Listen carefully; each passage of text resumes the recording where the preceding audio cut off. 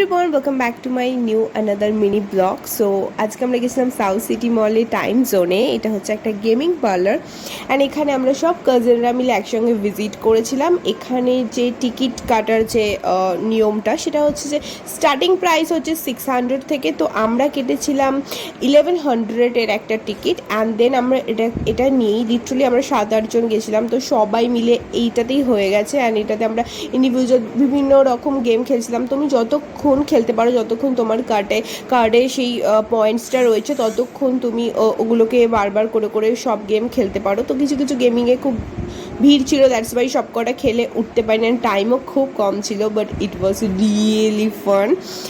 তো ভীষণ মজা আসছিল। আর সবচেয়ে ভালো পার্ট হচ্ছে তুমি গেম খেলে যে পয়েন্টসগুলো পাবে সেই পয়েন্টসগুলো এখান থেকে গিফট নিয়ে তোমরা সেটাকে মানে পয়েন্টসগুলোকে ইউজ করতে পারো।